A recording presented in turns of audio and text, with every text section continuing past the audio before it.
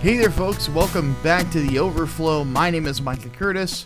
And I'm Alex Baldwin, also known as the Hatman. And we are here once again to answer all the questions that we sadly were not able to get to with the most recent podcasts. Which, by the way, were quite successful. The Entertainment Podcast, episode 25 of this year, Mark Waid is a prick.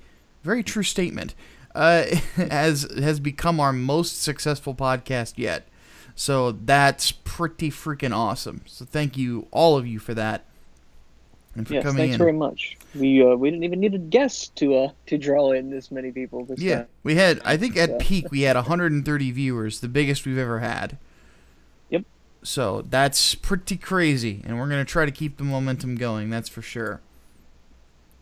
But let's go ahead and get rolling. Hatman, what should we start with? Politics or entertainment this week? There's about as many questions for each. No, evened out? Okay, cool. Let's do entertainment. I think we started politics last week. All right, let's do it.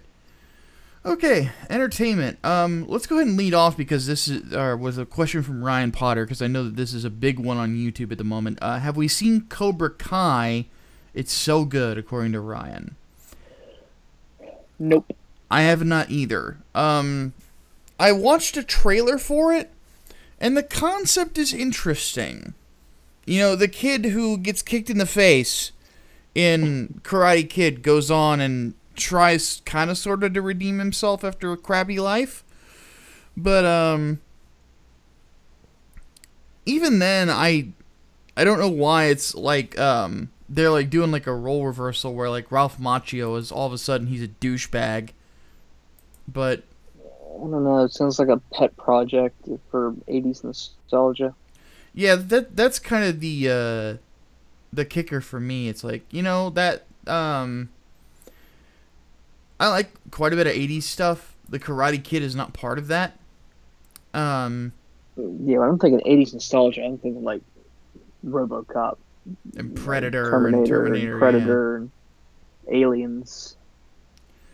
Yeah, that sort of stuff is my jam, but yeah, Karate Kid, like, I never really got that much into. So yeah, I can hear the hordes now. He didn't get into Karate Kid. Yeah, I know. You gotta keep something in mind when it comes to, like, I guess you could call it a combat sport movie. I'm a boxing guy. So Rocky all day. You know, Rocky 4 is still my favorite, even though it's really not nearly as good as the first two. It's still, to me, it's the most fun. Man, it's got that montage where Ivan Drago is beating up all the fucking machines and shit. Yep, and Rocky's just out like in Siberia training with just by running up mountains and He's basically doing moose exercise. Basically, yeah.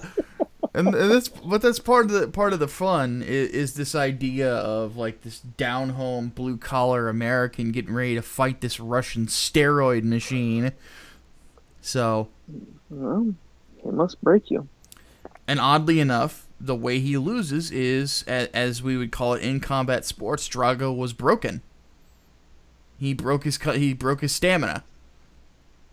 So, broke that will, man. That movie, quite enjoyable. Karate Kid, I couldn't really get into it. Could not get into it. Alright. Eclectic 1995 wants to know if we think the One Above All will appear in the MCU. Stan Lee has made many cameos. That's who the One Above All is in the comics. I mean, so he's there. Yep.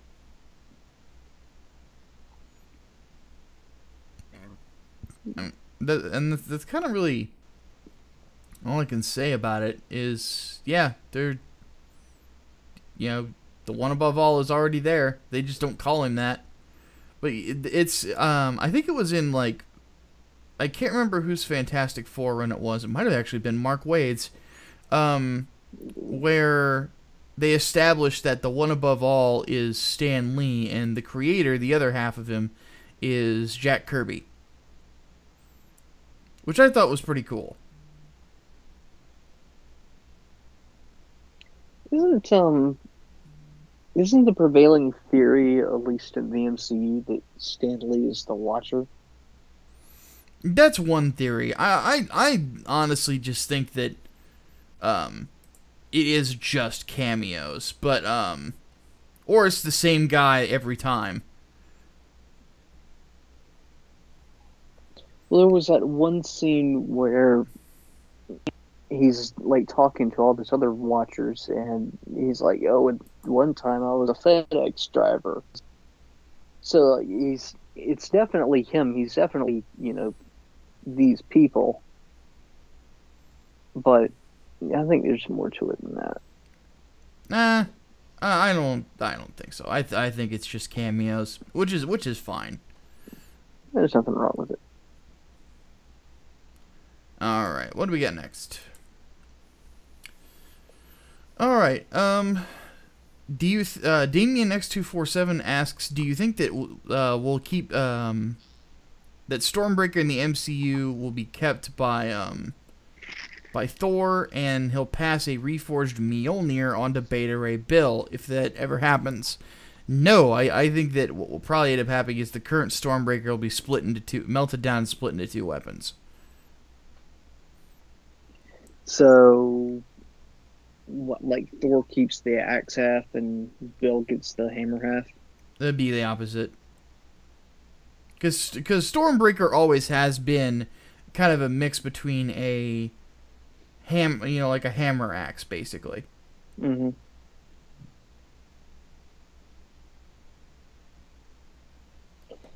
As long as they don't split into two named Storm and Breaker, it doesn't really matter to me.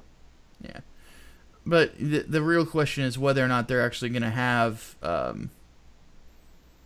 Beta Ray Bill in the MCU if they ever do a Thor 4, because the big three, the people who play basically the big three of Marvel right now, of Thor, Captain America, and Iron Man, are all talking about taking a break after Avengers 4. So I think Hemsworth is the one that's most open to the movie. idea of doing another one now. Well, yeah, because with him, he got a ton of momentum off of Ragnarok, more so than his other two films. Like, none of them did really bad at the box office, but The Dark World definitely underperformed. And I went back and watched it recently. It was definitely not what it could have been. It could have been really good, but just the direction was not there. It's almost funny how like the first half of Phase 2 was just like, oh God, what were they thinking? And then like the second half just like picked it right back up and smacked it around. Was like, no, this is how you do Marvel movies. Actually, you want to know the reason for that?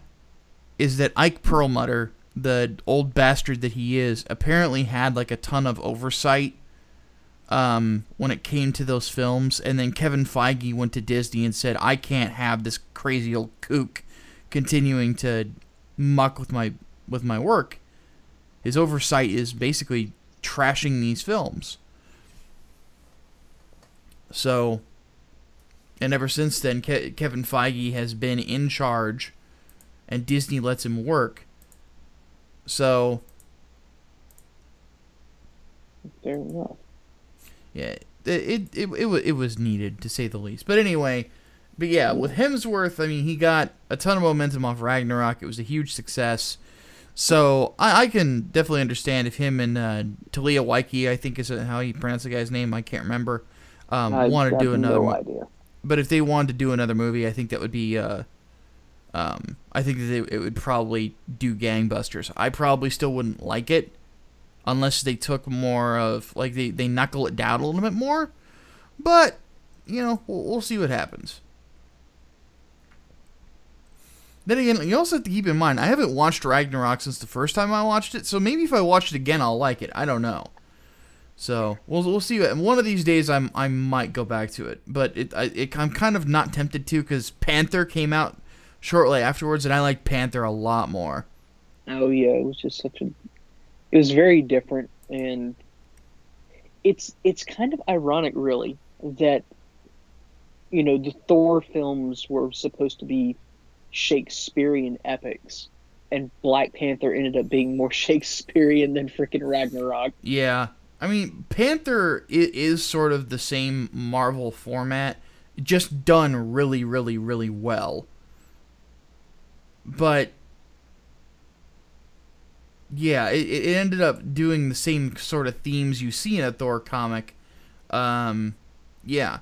But ended up doing them really, really well, and then the Thor books just kind of, or the Thor Ragnarok just kind of goes kind of with a lighter feel to it, and ends up doing really well. So, well, whatever works. Mm. All right, what do we have next? Hardboiled Entertainment asks, do we think DC will bring back The Question? And would it be sooner or later if they do? He's not really in high demand. No. He's... The thing about him is also, he's a conspiracy nut, is basically how they would have to portray him. Yeah. And he'd basically just be like an Alex Jones superhero, what the hell ever. Yeah, and in today's political climate, he's probably one of the last characters I would want to see them try to focus on. Yeah. That, and also, haven't they merged Watchmen with the main DC universe now? Yeah. So they basically have that with Rorschach. Or as he's known now as Black Shack. No, we had Black Shack in the NBA. No. I mean, he's black in the new comic. It's a different. Yeah, it's a different guy. Shaquille O'Neal is black, Micah. No. I know that. I mean, there is a new Rorschach in DC, and he is a black guy. Okay. Whatever.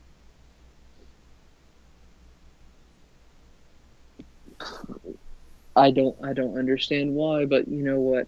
I mean, if they want to have a second Rorschach, they can have a second Rorschach. Well, they had a second Night Owl and a second Silk Spectre in the original Watchmen comic.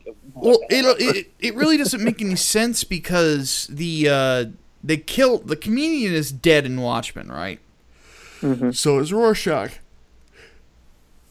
Now the comedian is alive again in Doomsday Clock. But Edward Kovacs is not. So, now the general idea is that,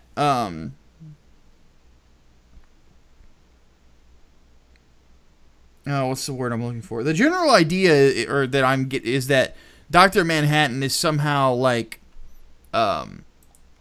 affecting all of the, goings-on in that story. So maybe he just hates Kovacs that much. I don't know, but yeah, I don't know. I'm not that big on Doomsday Clock so far. No wonder Alan Moore is basically done with all that shit and hates comics now. Yeah.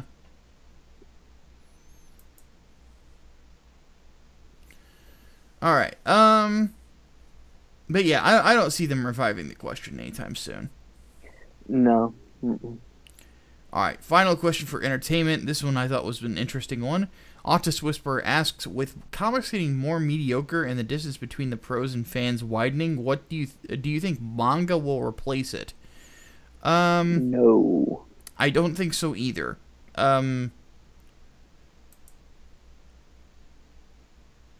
There's not really a demand for manga. It doesn't have a cultural hold like comic books do. No, I mean there's already that barrier from or separating the Japanese culture and Western culture, and that for some that's too big of too big of a thing for them. And not to mention, you have more of like a set beginning point and end point with manga too. Comics, you can just, go wherever the hell you want. I mean, it's not as linear. I mean, you got linear runs by certain writers, but you don't have everything so set in stone. Yeah, the characters are so are meant to continue to go from writer to writer to writer. There's not supposed to be. Yes. In Japan, there is this tradition that I think you rarely see someone else pick up somebody else's project, like ever. Like, as long as Dragon Ball has existed, Akira Toriyama has been working on it. They would never take Berserk away from Kentaro Miura. But these are all creator-owned projects. Like the Western version would be something like The Walking Dead or Invincible. Those are creator-owned books. They can end whenever the creator wants them to. And then they wouldn't pick up again because he owns the property. So the thing that needs to be understood here, the big thing is that there's no cultural hold yet for manga, and we would have to see how, or if interest would continue to go up, because it doesn't seem to really be going.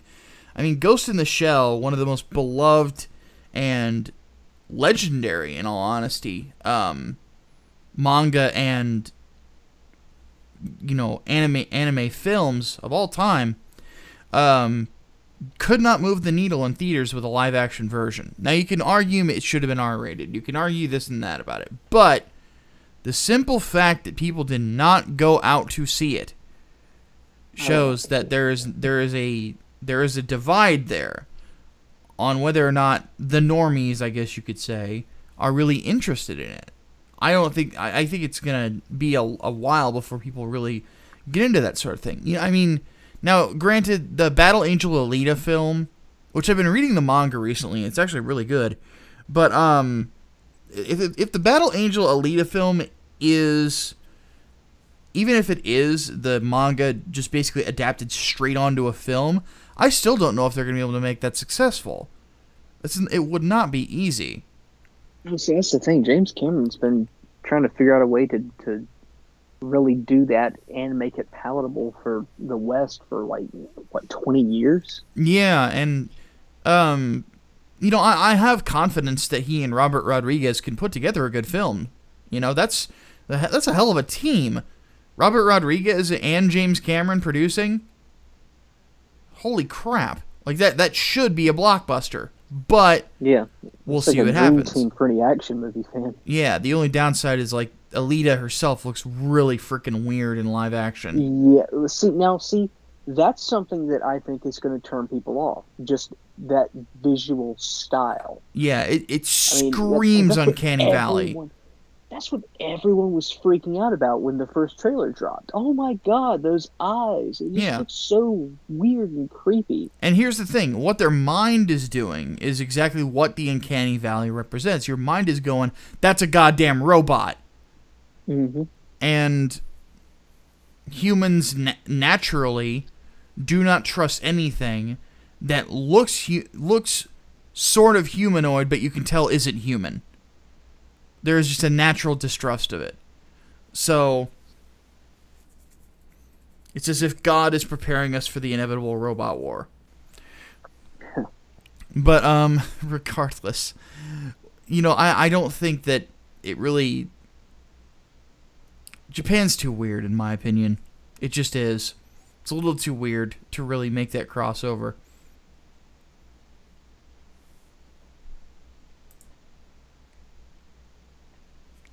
Alright, let's move on to politics. Get on to politics. Eclectic 1995 wants to know, what are the opinions of both of you about America's war on drugs? That's a really good question. Yeah, it has been and always will be a bad idea. Yes. It's been a waste of money, it's been a waste of time. It's been treated as a a criminal aspect more than a public health crisis. I mean, when your idea is to lock addicts up in prison as opposed to, get them treatment, you're doing it wrong.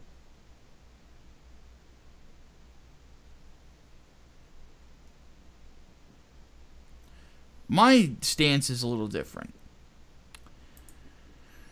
So you've got all these drugs coming in from South America. And Trump is the first guy who's looking to build a wall.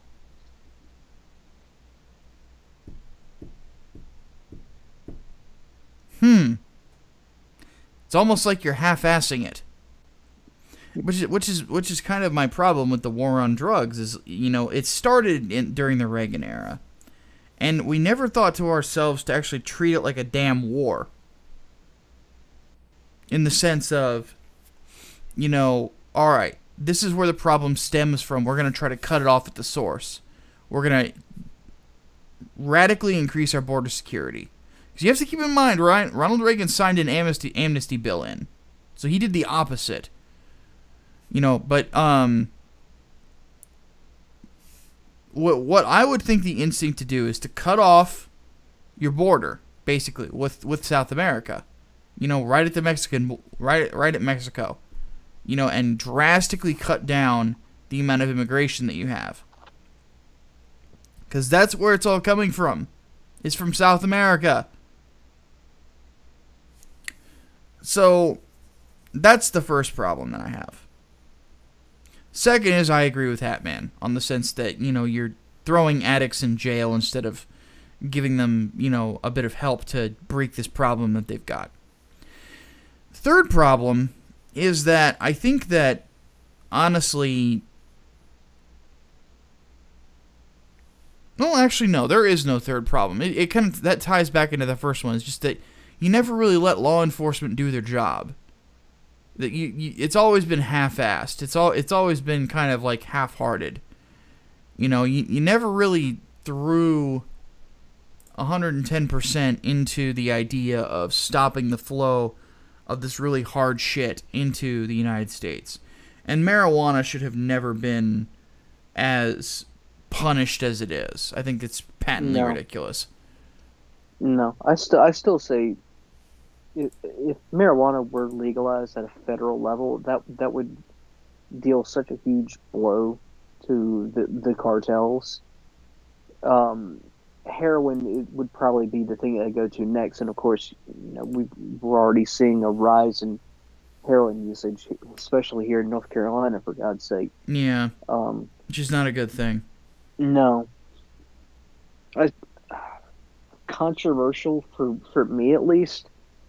I think legalizing all of those hard substances would probably be the best option. I'm not exactly sure, like, if it would basically force the cartels to dump their stocks, and at that point, you can find out who the big smugglers were, and 9 times out of 10 they're doing other stuff too, like gun running and whatnot. So you can get them on that. Hell, get ATF all over it like they already are. I don't know. I'm not convinced that would really be a solution. Well, that's the thing. It's a complex problem now, but only because it's gotten to be that way because we failed at fighting it for freaking 30 years. Yeah. Well, really 40 years if you want to go all the way back to like Nixon. Yeah, we never really thought about like what we need to really do to just cut the problem off at the roots. So, and if you're going to declare war on drugs, you need to declare war on drugs and go all in. And if you don't, yeah, it just becomes a long-time problem. Yeah. All right. Autis Whisper wants to know, what are your thoughts on Sargon's March for Freedom? Is it a one-off or a good indication of change? I hope it's not a one-off. Certainly. Especially with, funnily enough, as diverse of a crowd that he had there. That's a pretty good indication of what's to come. Yeah. The problem is, though, how it was represented in the mainstream media. A far-right rally. Of course. Yeah, of course. I am of the opinion that it is a net good, and we need that sort of stuff in Britain. We really do. Oh, yes, absolutely. Oddly enough, they call it a far-right rally, and yet things like that are kind of why I can why I see why the alt-right hates Sargon so much, like so irrationally. Well, maybe not rationally. He has basically posed a threat to them because he offers an alternative that is a traditional way of looking at politics in a sense, but with a new age spin, basically going back to basics. And the alt-right hates that because, you know, they want to be the fringe element that gets all of these young people to be part of it and blah blah blah. But, you know, identitarianism doesn't have a long-term solution to it aside from, well, it would be World War II all over again inevitably. Yeah, the idea of the nation state built on the or no, what was that term Hitler used? The folkish state. Yeah. Yeah, basically that, as opposed to going back to Enlightenment ideals. Yeah. See, and here's the thing, and I know that people are going to get on me about, oh, Richard Spencer and such don't want violence. Sure, they don't.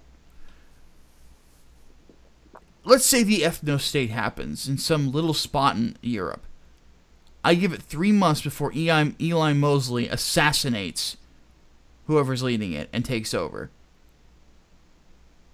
Or someone else, or someone more radical than one of these people who don't want violence. It'll happen. It always happens. Look what happened in the USSR. Like, that's how dictatorships work. Is once the leader gets soft, they get killed. It's how tyrants rise. Exactly. Like, guys, like, read your history books. Read them. It's okay. It's okay to learn. Trust me. It's okay to understand that human beings really don't change that much as time goes on. We still have a lot of the same problems. Remember the Reichstag. Yes. Just remember history in general. Just like that's one of my problems with young people today is they're not students of history. They don't they get taught about Hitler, and that's it. Teach them about all the despots and what they did wrong. All the Roman emperors who fucked up. Every single one of them. And why they screwed up. How much power did they hold? Like that. It's a problem that I see way too much. But regardless, though, I'm happy about it. I want to get Sargon on the podcast to discuss it with him. We'll have to see what happens on that. All right. Hardboiled Entertainment asks, have we ever reversed Exterminatus on anything? Nope. No. How do you reverse an Exterminatus anyway? Yeah, once you declare Exterminatus, that person has been Exterminatus. So there's no coming back from that. Now we can declare multiple Exterminatuses on people, but yes, no, because you have to make sure. Yeah. Exterminatus from orbit. It's the only way to be sure. Yes. Swordsman 100 wants to know, what are our actual thoughts on the Knights Templar? I don't think they're hiding the Holy Grail. Yeah, there is that. I mean, there's really not a whole lot I can say outside of the usual conspiracy stuff, and I think a lot of that is just bullshit. For the sake of it's just for the sake of myth, sort of like the Freemasons. Yeah. Well, with basically, I mean, the Templars were, the really were the number one fighting force in the Crusades, and then you have the death of King Baldwin, and then Guy de Lusignan taking over, and it just... God damn, I died? Apparently, or maybe it was one of your ancestors. Maybe. Nothing that I'm aware of, no. Yep. And then, yeah, after that, it just went all downhill for them. So, I mean, there was a point where the Catholic Church basically turned on them. But yeah, I mean, that's really all there is to say. History basically says it all. I'm fascinated by the Crusades and how those Knight Orders started out, but I get you have to keep in mind that part of the story of the Crusades is how you can get too much power and then become corrupt. So it's just a theme throughout human history. So that's basically the theme of the Catholic Church up until the Reformation. Yeah, like you guys got to understand something. The history of the Catholic Church is part of the reason as to why I'm not a Catholic. Not to mention, I don't think that there should be any traditions that bar me from praying directly to the Lord. Yeah. I'm not talking to a priest. I'm talking to God. That's it. That's all I want. Yeah. Although I will say, I do enjoy Pope Francis quite a bit. Really? I do. The new guy? Yeah. Why? Because I think he embodies the idea of a servant leader much better than the last few that we've had. His theology is all over the place, though. Yeah. Like, he is, like, kooky. Well, he almost feels like... It almost feels like an embodiment of, like, modern Catholic values. It is as strange as that sounds. That doesn't say many good things about the Catholic Church. Well, kind of weird because it's steeped in traditionalism, and then you've got a new pope that kind of breaks with that quite a bit. So I don't know, man. He's different, but I can't think of a whole lot that I dislike about him.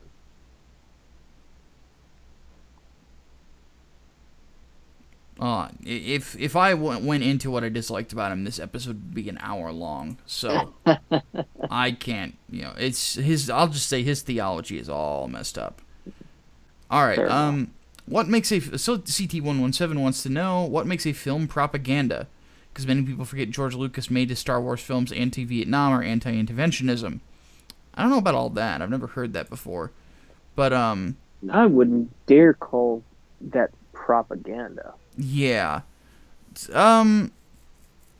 Propaganda is entertainment without nuance. Yeah. It is there to preach to you. That is what makes basically what it is. It's when entertainment becomes a sermon. Like here's an example. Chris Claremont's X-Men. A lot of progressive values in it. In regards to, being anti-racism and all this other fun stuff. God Loves Man Kills is a great example of that. Mm-hmm. And America Chavez is basically LGBT propaganda. Because it has no nuance. At all. It exists purely to try to say that if you do not approve of what this character is doing, you are a racist, sexist, bigot, homophobe.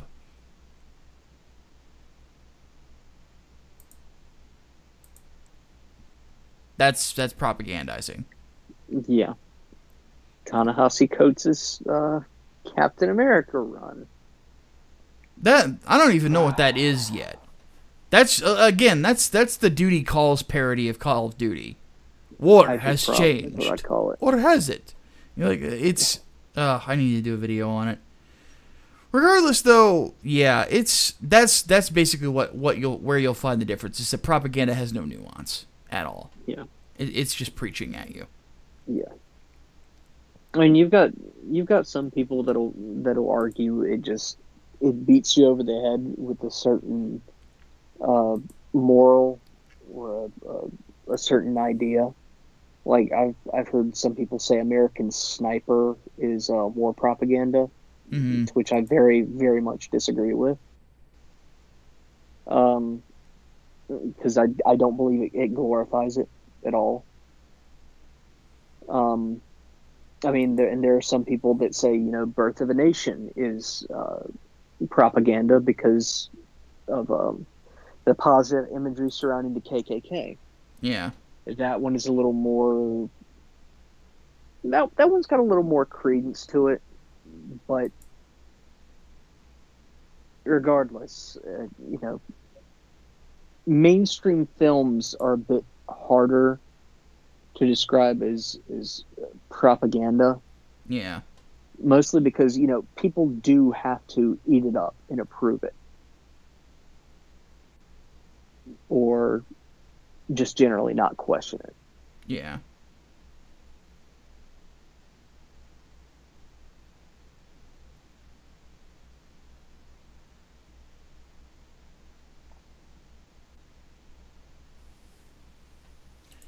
Well, that's all we have for the week. That's it? Wow. That is it. So, we really enjoy you guys stopping in, as of course the podcast will be returning this weekend. Who knows what we're going to talk about, because there seems to be craziness everywhere, both in politics and entertainment. So it will definitely be interesting to discuss, that is for sure. And maybe I'll try to see if I can get some guests on. I'll have to try to see if I can send out some emails tomorrow. We'll see what happens. But, with all that said, my name is Micah Curtis. And I'm Alex Baldwin, also known as the Hatman. And we will see you guys next week. Deus Volt. Deus Volt.